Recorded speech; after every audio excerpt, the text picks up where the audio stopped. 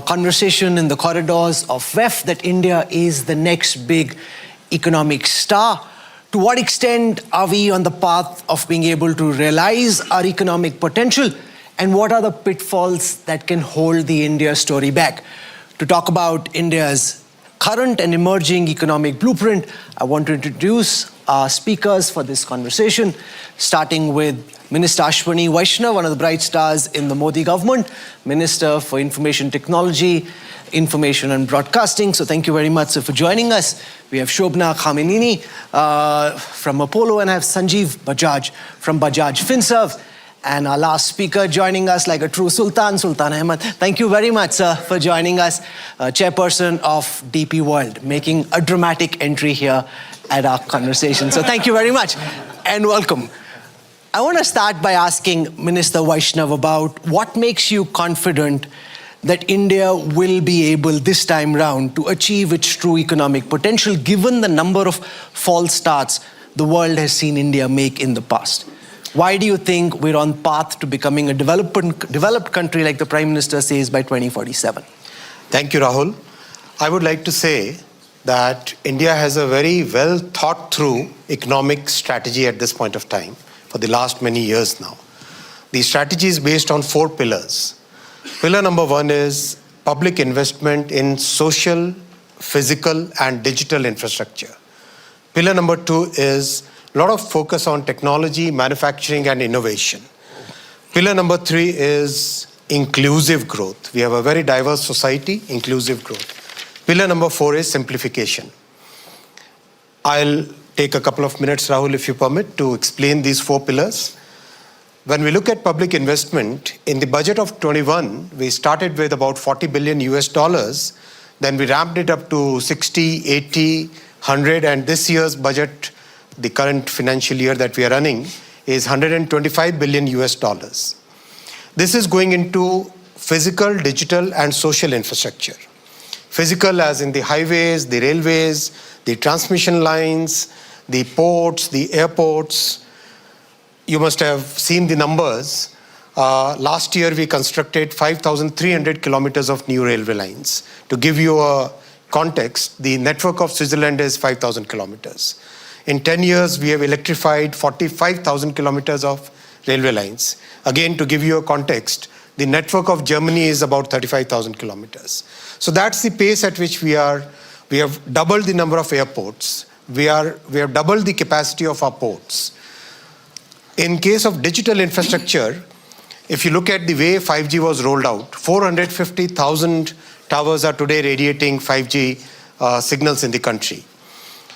About 6.5 million kilometers of optical fiber cable has been taken to the last village in the country. So a lot of emphasis on digital infrastructure, and we created a complete digital architecture where people can solve population scale problems using the artifacts which are available, which have been funded by the government. Social infrastructure, number of universities opened in the last 10 years, 370. It's practically every week one new university is being opened, right? So huge focus on building new hospitals, building new schools, building new universities. So the first pillar, public investment in digital, social, and physical infrastructure. The second pillar is huge emphasis on manufacturing, technology, and innovation. We all know 10 years ago we had hardly a handful of startups. Today we have 130,000 startups and 120 plus unicorns in our country. We have seen how much focus on manufacturing has given us the good results. 10 years ago, electronics manufacturing was practically nil. Today, $120 billion worth electronics manufacturing, and you take that to any sector, whether it is defense manufacturing, it is specialty chemicals manufacturing, practically every field manufacturing is growing at a very good pace. The focus on innovation, focus on technology, that's the second pillar. The third pillar is inclusive growth. We have a very diverse society in our country. We have 18 official languages having different scripts, and people at very different stages of economic growth in their lives. In the last 10 years, if I give you this number, 510 million bank accounts have been opened where people who had never never had any access to banking, they have become part of the formal financial sector. 510 million means the whole population of Europe plus Japan combined. 130 million households have got tap water connection. Imagine the change it brings in the lives of the people living in those households. 110 million people getting cooking gas connections, which was earlier thought to be a privilege of the rich, is now available to the people at the bottom of the pyramid. So as the people at the bottom of the pyramid, they come up the ladder in the economic life, it makes a very big difference. And that is one of the reasons why Prime Minister Modi ji got re-elected third time, when there are so many democracies which have lost. I'll just finish, Rahul, thanks for giving me so much time here. I'll give more time during the other questions. The fourth pillar is simplification. 1,500 laws have been removed from the statute book, and many of the sectors, like the telecom sector, was run by a law which was of 1885 vintage. Removed from the statute book, brand new 2023 law. So these four pillars, Rahul, give us a good confidence that we'll have 6 to 8% consistent growth over many years, and inflation will remain moderate within the 4 to 6% target band.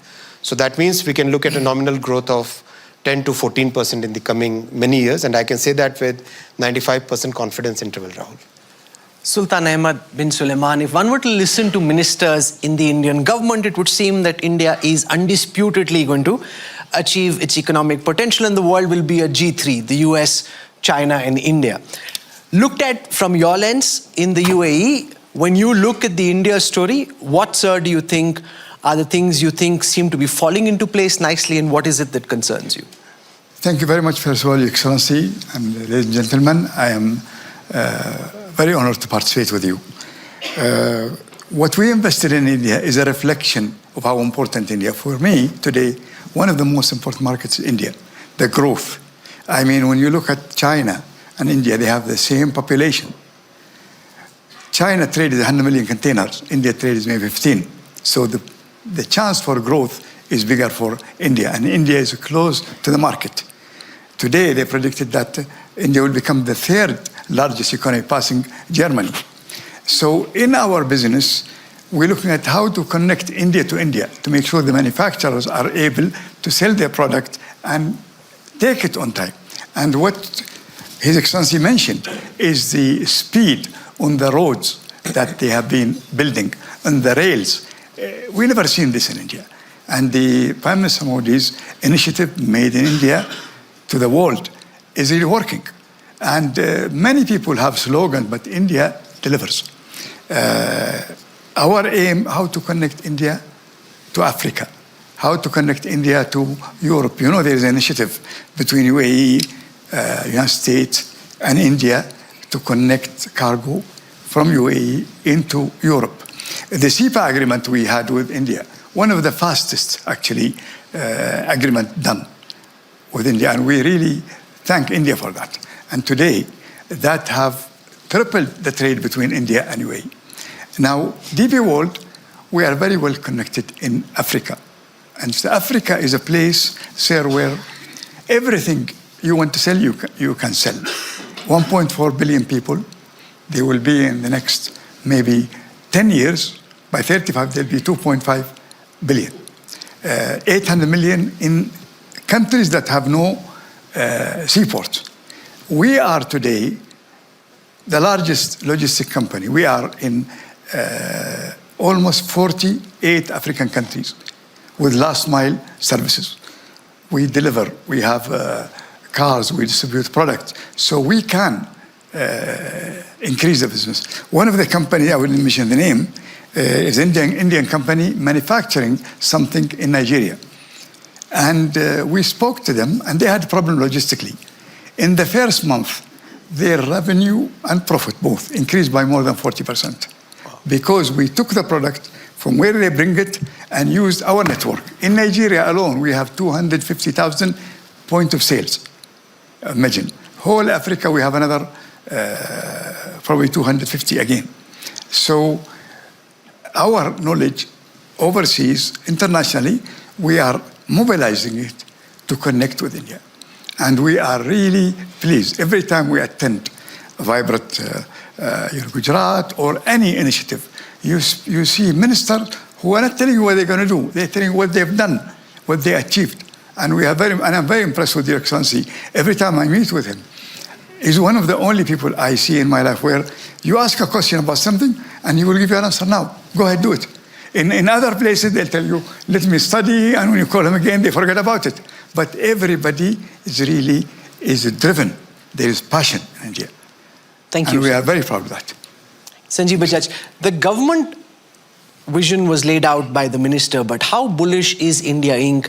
About being able to achieve India's true economic potential? When the Prime Minister speaks of turning India into a developed country by 2047, do you think of that as a political slogan, or do you believe it to be economically achievable? And are we on that path in your view? No. So every country needs to have an aspiration. And I think we have to set large but realistic aspirations for ourselves, and I believe this is one. But let me talk about what I think is working and some of the things that I think are not working. What's working is that we have a government that's not only supportive of economic growth, but is a driver of it. Look at the change in physical and digital infrastructure last 10, 12 years. Look at policies, the PLI policy. Business asked for it. Government delivered on that, and many others. So that's one big positive.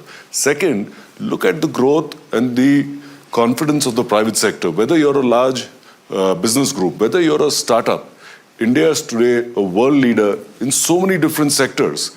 Even look at startups. Today, we are world leaders in a bunch of not only digital services, but like in drone manufacturing. We have startups that are producing drones not only, as you know, for the Indian defense, but for some of our friendly countries around the world as well. So that's again working, private sector with the government. What can be better? One, see, we are growing at 6.5%. Can't take it for granted, but I think a 6.5% growth for India, unless things go terribly wrong overseas, and they could in the West, but is reasonably expected. But that's not enough for us to manage 1.5 billion people's aspirations. We have to grow at 7.5%, 8%. This delta of 150 basis points is not in our DNA. So we have to build additional tailwinds, drivers for this 150 basis points. And this will come, see, some simple ideas over there. Our PLI schemes, electronics, auto, and a bunch of industries working well. But simple things, why can't we connect our free trade agreements, align them with the sectors where the PLI schemes are there, and our custom duty structure? Bring these together, it will significantly improve the ease of doing business because they all get aligned. Today, if we look at the brilliant way in which the GST Council works in India, center and states, and there are differing priorities at times, but they sit together, they decide. Sometimes we have a state minister over here, so sometimes if things don't work, things get postponed, but then eventually they implement. Why can't we have GST-like councils for land, labor, electricity, water, some of the basic things that manufacturing companies need when they're expanding or investing? If we do this between center and states, I think it makes a big difference.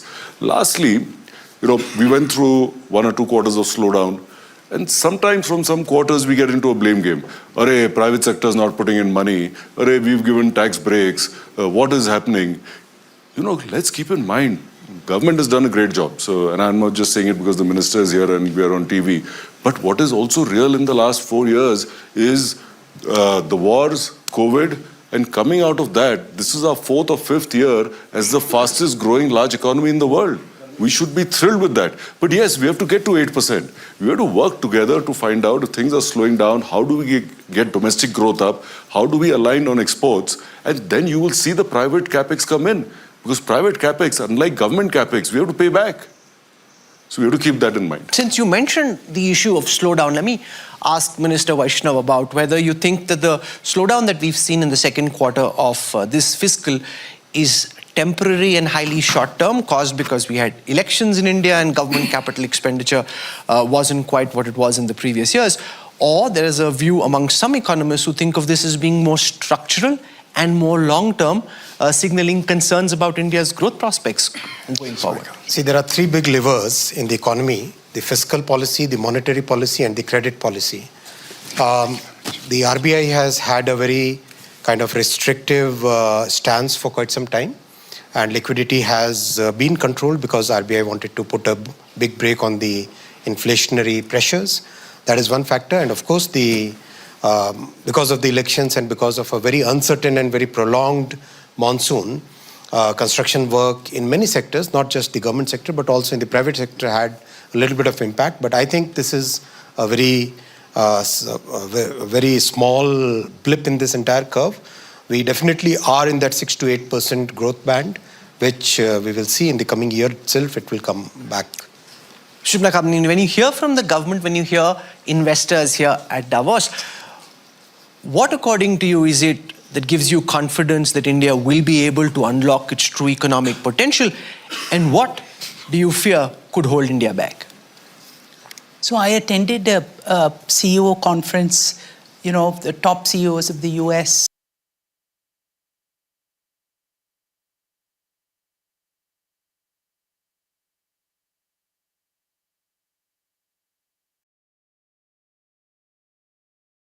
A couple of months ago, and I was astonished to hear that almost 20% of their workforce is in India.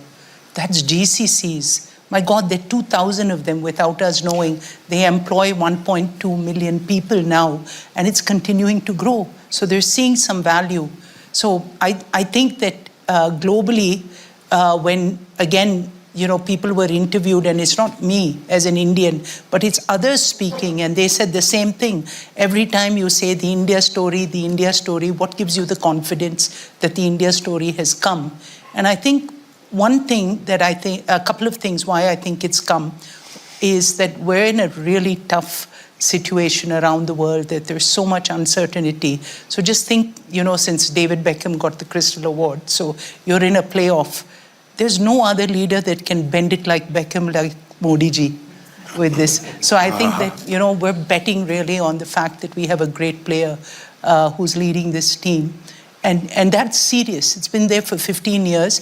And I love the fact that the government is thinking like an owner, that they don't think about quarter by quarter, except when you're trying to push private sector. But, in this thing, but you're thinking long term, what can India be? And I think this what can India be is what excites everybody. So one factor, let me give you just a couple. So one, as a personal owner, I'm second generation business. My dad started this, and I've seen in the last 30 years that I've been working, and I have been working 30 years hard, and we've seen 20% compounding growth, CAGR of 20%. And the nice thing is that I know that when my kids take over, they're looking at a country and an economy that will be the same growth. Now tell me where you'll find that. And you meet business after business, and they'll see that optimism. And the thing is, they're finding different ways to do it. And that's the excitement, that it's not just the old way. Now we've turned, we turned our business around to say that, we can't just give physical healthcare. We have to be digital. Now we move AI. And when you think exponentially, and that's what this government has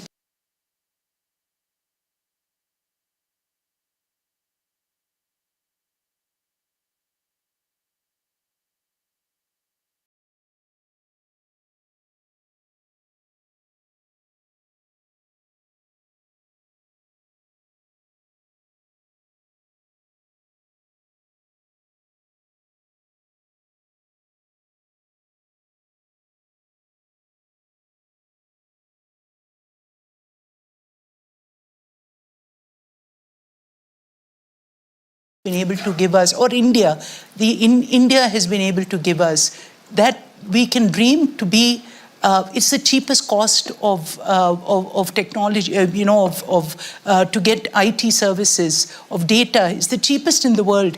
Everybody has a mobile phone. So now they can think about creating, and most of us are born entrepreneurs. So all these people are thinking, what can we do to make this happen? And that's what I like about the India story. Another India story is that everything is not just concentrated in the metros. It's not concentrated in Delhi. It's about the states. It's about the hundreds of cities that are coming up now, which is exciting, that people are moving towards and thinking, I can become a billionaire even if I don't sit in the 4 metros. So this is the excitement. The compounding factor of India is something that no one else in the world can match. And that too with the stability. Yeah. Minister Vaishnaw, there are two global meta trends playing out simultaneously. One, you've got American President Donald Trump pushing, coercing companies to come and invest in America and make America great again. And you've got the potential opportunity for India to plug into China plus one global supply chains. We've missed that bus a couple of times in the past when that window of opportunity was created. Given the pressures on American companies, global companies to set up manufacturing in the United States, what makes you think that a lot of these global companies which are looking at India, assessing whether it can be a source of manufacturing as they expand outside China, that India is where they're likely to come? They've been to Vietnam, they've been to Indonesia, they've been to Mexico, other countries. Why do you think this time they may choose India? So Rahul, we must see this from a different frame. The frame that I would like to present before you is the frame of trust, the frame of talent, and the frame of design capabilities. That's very uniquely Indian advantage that we have here. Without taking any names, where would you find a country where there's so much design talent available? There is such an abundance of talent, as Shobana ji said, almost 2,000 GCCs working on most of very advanced chips, very advanced design solutions that are being done for the so many global companies. So that kind of talent is available, and the biggest factor is the way our Prime Minister has conducted his economic and foreign policy over the last 10 years. The world today trusts India. We respect IPR. We respect the knowledge created by other countries. So that trust is a very big defining factor. And that's why we are seeing so much interest in people shifting their supply chains, not just supply chains, but shifting their value chains to India. So I would say that look at from that frame. So if we look at that frame, then we'll see that today people want to manufacture semiconductors in India. They see India as definitely one of the top 3 destinations for semiconductors in the coming years, right? And the base is already set. They see India should become the use case capital for AI, right? Today, models are practically becoming commoditized. So how do we create that entire ecosystem where we should be able to create use cases and applications and agents for the entire world's industry? So that's the framework I would like to see. The framework of trust, the framework of design, and the framework of availability of talent. Sultan Ahmed Bin Sulayem, when you spoke first, you spoke about what excited you about what you were seeing in India and why DP World was so bullish on India's prospects. What more do you think you'd like to see from Minister Vaishnaw and from the Indian government, which you think from the lens of an international investor could help India truly unlock its economic potential? I'm very pleased and happy with the support of the government. And I tell you, as a good example is the Excellency the Minister. In one day I meet him and a lot of things are resolved. This is the policy in India. But I'll touch on something else about multinationals. Today is a window of opportunity because many manufacturers want to move out of the Far East, mainly China, because in the pandemic, the whole supply chain shut down. And China just opened a year and a half. China is facing tremendous difficulties in exporting what they haven't produced. That's why a multinational like Apple moved to India and they produce in India. Now, one of the multinationals, without naming them, is we are shipping for them 10 to 12 billion from India, which they manufacture in there. There'll be many more coming. And when you talk about Trump, I know it's a very interesting subject. People talk about him basically trying to tax and try to raise the duties. What Trump wants is fair trade. He doesn't want free trade. Fair trade, from Trump's point, American market is open. You want to work with me, open your markets. And we don't want to name which countries, but many countries are like that. And he's very happy with India and how the progress in India. I believe with the nearshoring, which means a lot of people don't want to manufacture far, they want to manufacture in the consumer market. There's no other place better than India. I only have one issue with Indian manufacturers and traders. A lot of them are so busy enjoying a big market, so export, not many people are interested. Let me tell you, I met many of them. They do amazing job, but they have a big market locally. However, I see a change. One of the companies called TVS Motorcycle, they're one of the largest in the world. He actually went to manufacture outside and he went to export to Africa. Now in Africa, we are in over 48 countries. And we're working with him as we speak now in giving him facilities in Africa. But many will move. They have no choice to avoid taxes or whatever. They will have to come, in my opinion, too. So Minister Vaishnaw, respond to this, because as I was speaking to Dr. Geeta Gopinath at the International Monetary Fund, one of the things she said was that if India truly wants to achieve its economic potential, this government needs to reduce trade tariffs to actually plug into global supply chains, that you can't have a policy of trade protectionism playing out at the same time when you're hoping to enhance manufacturing, because as Sultan Suleiman said, you have to aim big. You have a big market in India, but just trying to address that local market isn't big enough. China aimed big, and India needs to reduce tariffs to be able to do the same. Simplification of tariffs is one of the major agendas of our government, and a lot of simplification has happened in the past, you have seen. A lot of digitalization has also happened in the past, and that has really helped the industry and especially the global supply chain. I'll give an example where the mindset is changing. In the case of electronics manufacturing, let's say, we have a domestic demand which is today almost like saturated, because 99.1% of the mobile phones that we use in our country are today manufactured in India. Now from here, the growth strategy has to totally change. So this is the change in mindset now. Earlier, we were looking at import substitution, manufacturing for the domestic demand, and now we are looking at make in India, make for the world, look at export-led growth as the next phase of growth. And that is happening in many industries, pharmaceutical industry, for instance, yes, in chemical industry, for instance, in garment industry, it has been there for quite some time. So that change in mindset is happening. And simplification in the customs laws, simplification in the customs structure, that also is happening. Yes, there will be some duties to protect certain segments, which is important for us. And that kind of calibrated approach is a better approach, I would say. I frankly don't agree with the very theoretical approach of many economists. I would rather take a calibrated approach, which is more practical and more commonsensical. Sanjiv Bajaj, you spoke of the need to find some way of ensuring that we can grow the economy by 1.5% more than it is growing at this moment. And a lot of economists say that what worked for China in the 70s, the 80s, and the 90s might not work for India in the same way, because this is a different world. You know, the tailwinds aren't pro-globalization, there are headwinds that you face, and therefore relying more on services exports rather than just traditional manufacturing would rather be the right way to go. So how do you see this in terms of reimagining what it takes to be able to grow at 8%? You know, Rahul, we are at a very interesting point of time in the economy. At close to $2,800 per capita, we are actually a country where over 60 million Indians have the same per capita as Europe, $50,000, $60,000. 400 million have the same per capita as Indonesia, about $8,000 to $10,000. And then there are a bunch of them that are naturally poorer. So you have India firing various engines. And hence, in the same way, whether domestic investment or domestic growth or exports, both have to fire.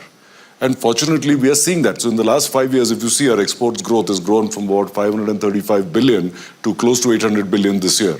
The domestic market, so when you're growing at 6-7%, you're doubling the market every 10, 11 years. And we are seeing the benefit of that.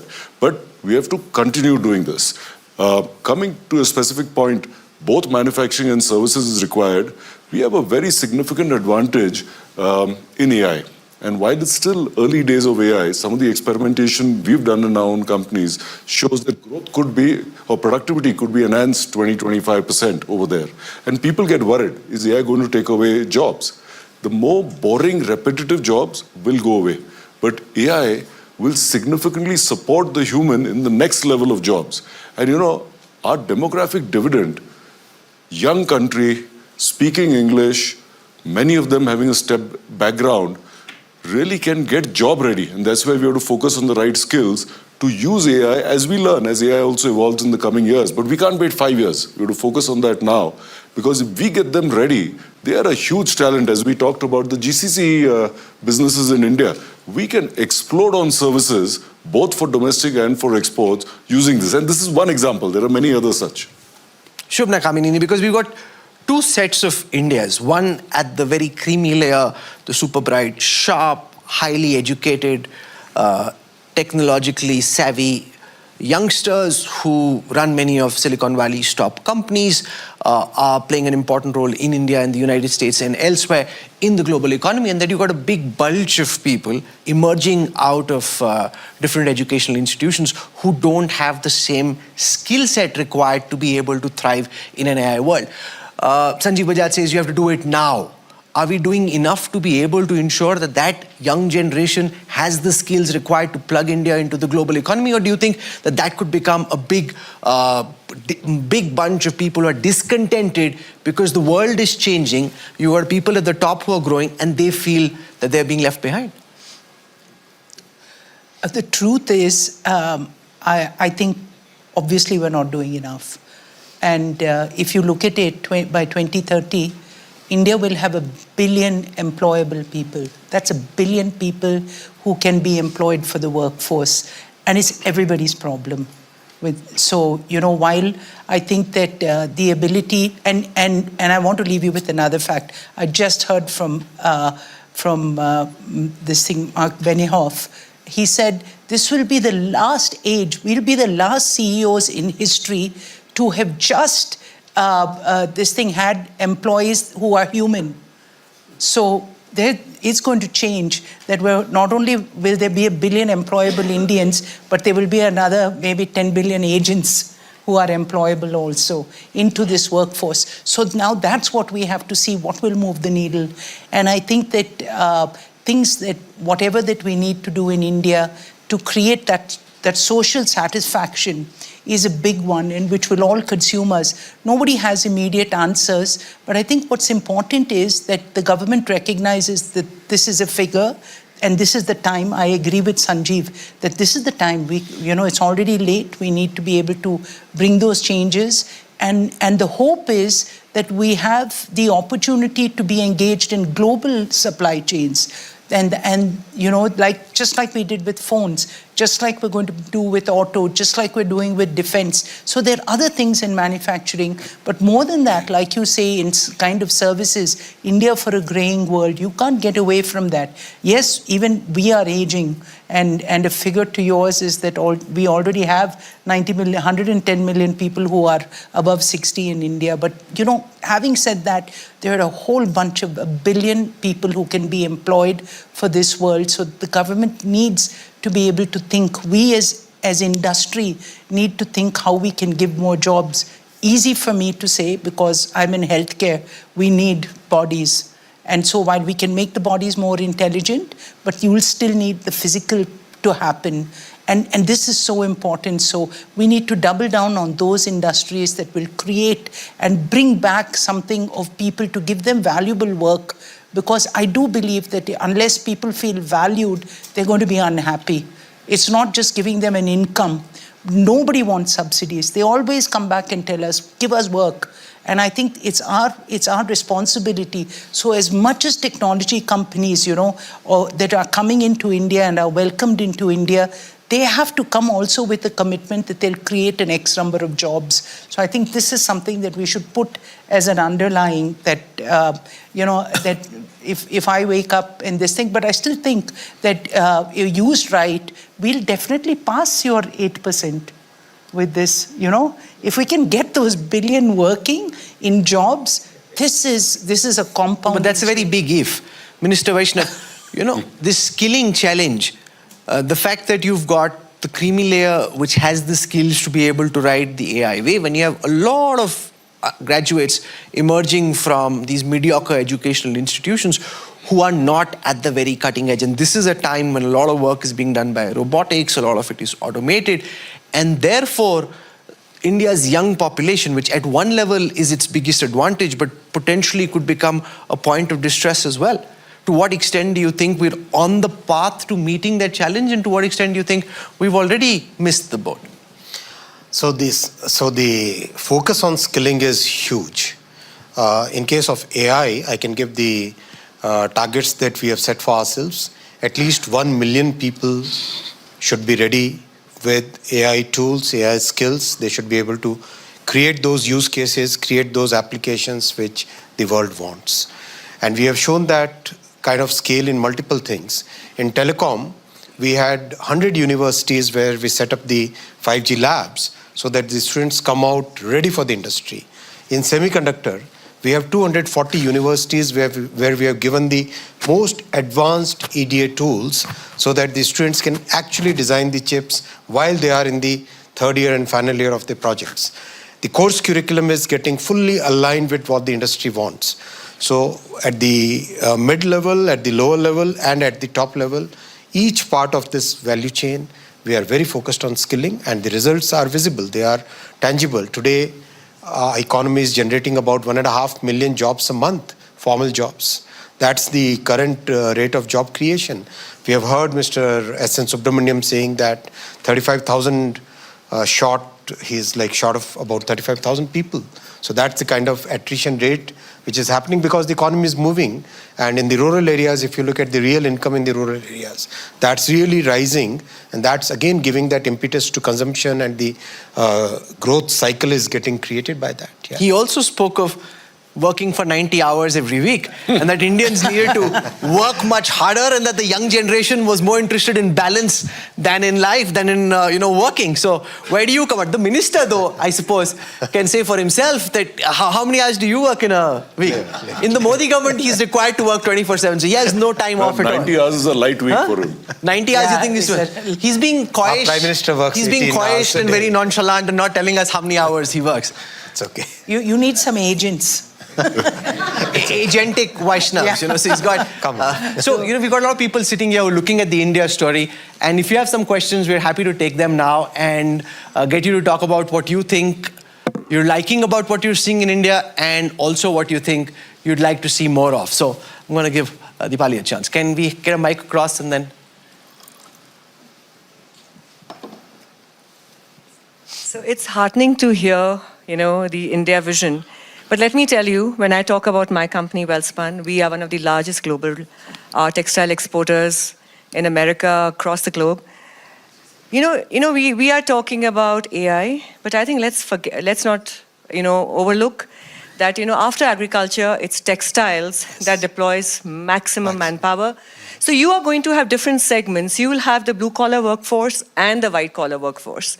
How are we looking at, because today, to deploy people in a state like Gujarat, even the migration with UP and Bihar getting their own, deployment there, getting manpower is not getting easy. How does that interface? How do you develop that? Because today everybody wants to, India is the heart, let's face it, is the heart of a supply chain outsourcing. We are making in India for the world and making in India for India. So my biggest challenge is the deployment and the manpower, how do we get that manpower in? Because that's going to be the biggest one for efficiencies if you become the China plus one. Who would like to take the question? Minister Vaishnaw, would you like to answer that? I can give multiple examples. Today, our new education policy has really changed the way our education institutes, whether they are top universities, mid-level universities, or at the cutting edge diploma, polytechnics and ITIs, that is changing in a very big way. The fundamental focus of the new education policy is to align industry requirements with what the university teaches. I'll give an example. In the Gati Shakti Vishwavidyalaya that we have focused for transportation, Airbus wanted engineers to be fully trained and be ready for aeronautical work, design work, maintenance work, operations, a lot of work. We told them that here is a whiteboard, you design the course curriculum yourselves. They actually didn't believe initially, but once they got the course curriculum done and we didn't change a comma or a full stop, today they have decided to kind of train and of course hire for the global workforce 15,000 aeronautical engineers, which will be from the Gati Shakti Vishwavidyalaya, right? There are multiple such examples, and I'll be very happy to engage with you for your specific needs. We can actually earmark a university, we can actually earmark an institution, and you decide the course curriculum. We'll make sure that the students who get ready for you, so that your talent needs can be met, and I give that as an open offer to everybody in this. Definitely. Yeah. Sultan Suleiman, one of the government's big ideas is to work on the India, Middle East, Europe economic corridor, the traditional trading route. Of course, after it was announced, there was a war in the Middle East which kind of pushed that back. What level of confidence do you have at this moment that the corridor, the multimodal corridor, is falling into place in the way that you'd like? And what would you like, not just the Indian government, but governments in West Asia and in Europe to do to be able to expedite that process, which could become then potentially a critical trading route? I understand. The idea is from India to UAE by rail, and then again by rail from UAE to the Gulf and everywhere. My question, how long that will take? We did our own rail in 2004, we just finished it. So you want to tell me we're going to connect everybody? We have to work with what we have. So today, we are taking cargo from India to Bandar Abbas. From Bandar Abbas, we take it to Uzbekistan, to Warsaw, within about 10 days. So we are creating routes for Indian cargo to reach Europe. The plan is good, but will take time. We have to find new routes. I have another comment about, if you allow me, about the employment. In Dubai, we established a Bay-Free Zone. With 3.5 million people, we created 500,000 jobs and 42% GDP contribution for Dubai alone. Imagine with a country like India, that will be big. A lot of people want to move. So when I hear about projects in India, building port after ports, in my opinion, port will not get you employment. Manufacturing will. Yes. And we learned something in Jabal Ali. The only time we were able to make the port work is when we produce a lot of product in it. So that experiment, or port-centric, meaning a port and industry, and we do this everywhere. In Ecuador, we have an industry. In India today, we have a new port in Gujarat, Tunatakra. We are building the port and acquiring land. We actually bought so many lands in India today. And many of these industries want to come to a kind of a free zone, because free zone gives people a confidence that the law doesn't change. Now, all these people will do nearshoring. They will create jobs, no doubt about it. And we've seen it, how it worked with us. And with us, when we build, we either build a port, a new port, near a city that doesn't have a port.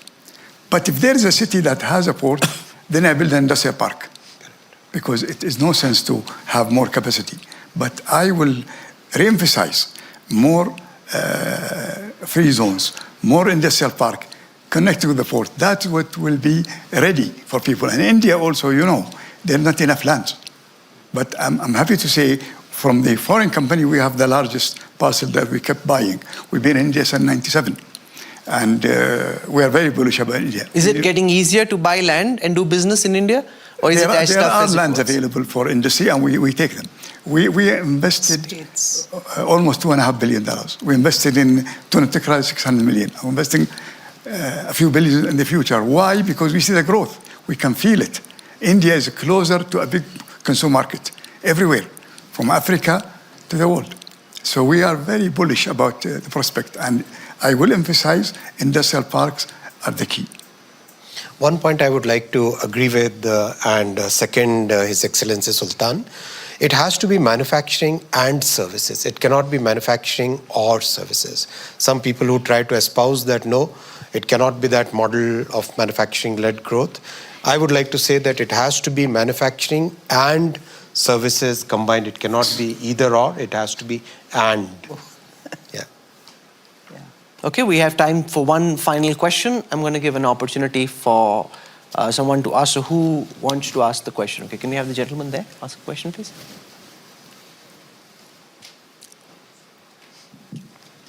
So I'm Simran Preet. I run a non-profit in India.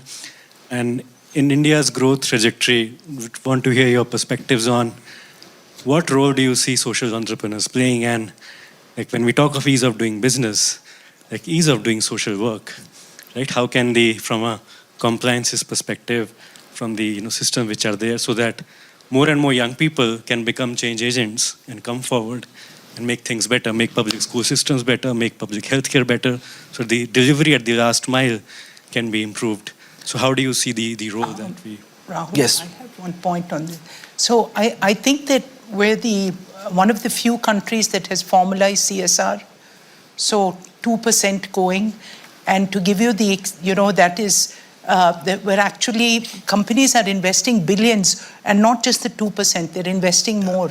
So that goes into creating, because we think that social inequality will be the worst thing that can happen that will impede India's growth. It has to, all boats have to rise. But just to give you a point, that from this, when India was heading G20, Uday Kotak was part of one of the work streams. And he said, if the world followed India's model, then there would be absolutely there wouldn't be any need for us to think about that most of the NGOs would get funded.